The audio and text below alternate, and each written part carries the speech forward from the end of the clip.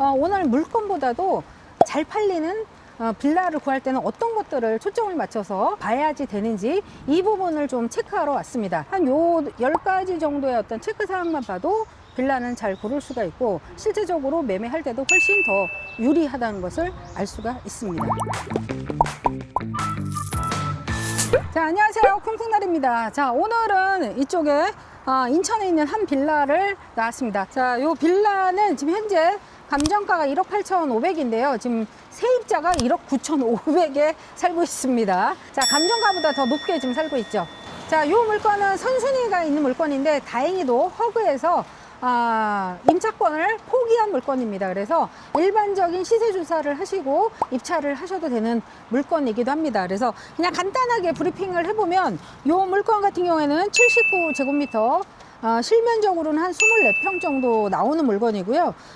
지금 토지 지분은 한 14평 정도 나옵니다. 그래서 실제적으로 컨디션 같은 경우에는 2008년식이에요. 2008년식이라서 한 15년 정도 이상이 된 물건인데 보시는 바와 같이 컨디션이 괜찮습니다. 그래서 301호 이쪽 라인에 들어가 있고요.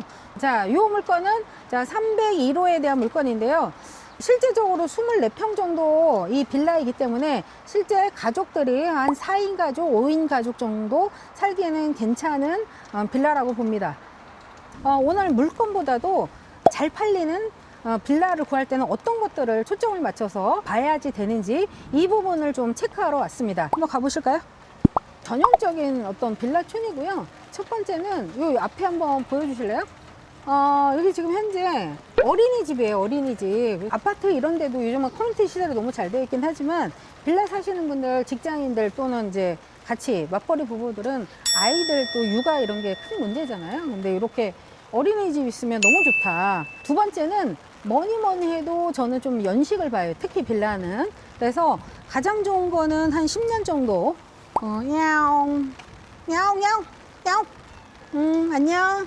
빌라는 한 10년 미만 정도 컨디션이 좋을 수 있기 때문에 그래서 저는 이거 빌라를 봤을 때 연식이 좀 짧은 10년 내외적인 어떤 부분을 좀 본다. 자, 세 번째는 그 내부는 우리가 사실 좀 보기는 좀 어렵긴 해요. 근데 이 근처 부동산 가면 그런 구조가 되어 있는 데가 많이 있습니다. 그 다음에 이제 주차장을 봐요. 여기가 이제 필로티이고 여기가 이제 주차장인단 말이에요. 그래서 주차장가 최소한 세대별로 한 대 이상은 있어야 된다. 대중교통을 좀 보아야지 되는데 아무래도 도시에 살면 역세권을 가장 중요하게 보잖아요. 지하철이라든지 이런 것들 아니면 M버스, 서울로 나갈 수 있는 M버스가 근처에 있는가 이런 것들도 우리가 봅니다. 저는 개인적으로는 공원이 옆에 있으면 너무 좋아요. 녹지공원도 굉장히 중요하다. 다섯 번째로 창문 개방이라고 해야 되나? 여기 지금 이제 빌라 이렇게 보면 공원이에요. 앞이 공원이고 창문을 이렇게 들춰보시면 여기가 지금 남향이거든요. 주방 쪽에 창문이 있다고 하면 환기가 잘 되는 편이에요. 어떤 데는 빌라 이렇게 문을 열면 상대방 건물의 벽밖에 안 보이는 경우가 많아. 그런 부분이 있는데 이렇게 남향으로 향이 바깥으로 나와 있을 때는 되게 좋다.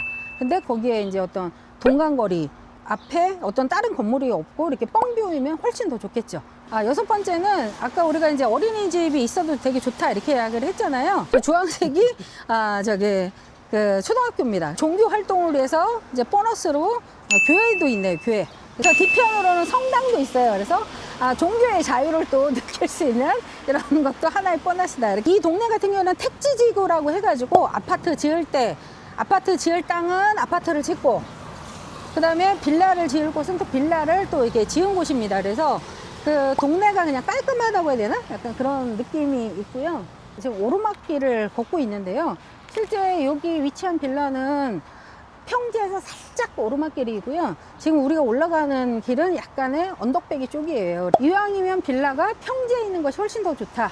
일곱 번째는 생활의 업종이 인근에 있는지 없는지를 체크해 보시면 좋을 것 같아요. 아파트는 사실 슬리퍼만 신고 나도 바로 앞에 편의점이라든지 이런 것들이 좀 있는 경우가 많아요. 마트들이. 빌라 같은 경우에는 조금 동떨어져 있을 수가 있어요. 그런 어떤 편의시설들이 나왔을 때 내가 실제적으로 필요한 생필품을 살 수 있는 그런 편의시설이라든지 마트라든지 식당 이런 것들이 있으면 훨씬 더 좋겠죠. 여덟 번째는 적당한 평수입니다. 아까 우리가 처음에 이 물건 같은 경우에도 7평수로 24평이면 아파트 기준으로 한 30평, 31평 정도의 어떤 실면적을 가지고 있다는 거거든요. 그러면 방 3개, 화장실 2개 정도가 나오고 4인이나 5인 정도까지도 살기에 무난하다는 거예요. 그래서 그런 어떤 평수적인 부분도 여러분들이 감안을 하셔서 보시면 훨씬 더 좋겠다. 왜?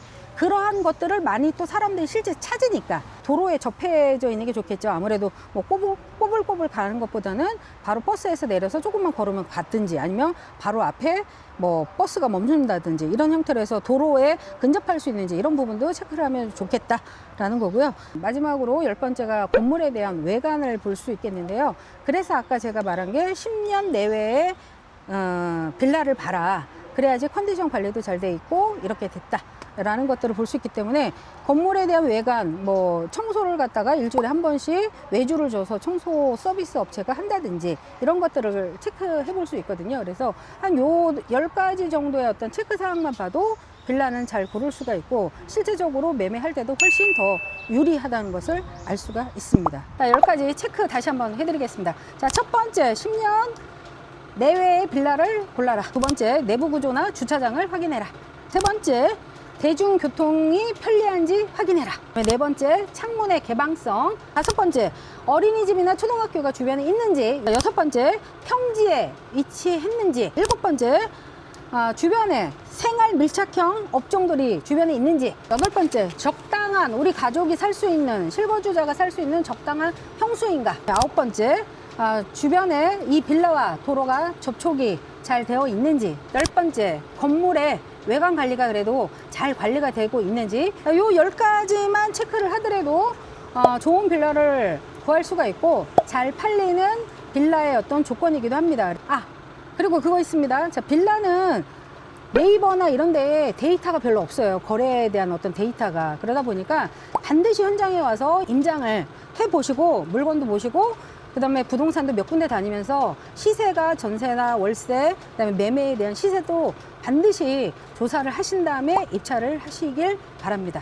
자, 오늘 제가 여기까지 빌라에 대해서 좋은 빌라를 고르는 팁을 알려드렸으니까 여러분 낙찰 잘 받으셔서 돈 버는 부자가 되시기 바랍니다. 자, 저는 다음에 더 좋은 물건으로 찾아뵙도록 하겠습니다. 자, 고맙습니다. 뒤에 차 소리가 나서 엄청 신경 쓰이네요. 자, 갑니다. 좋아요, 구독, 알람 설정 꾹꾹꾹꾹꾹꾹꾹꾹꾹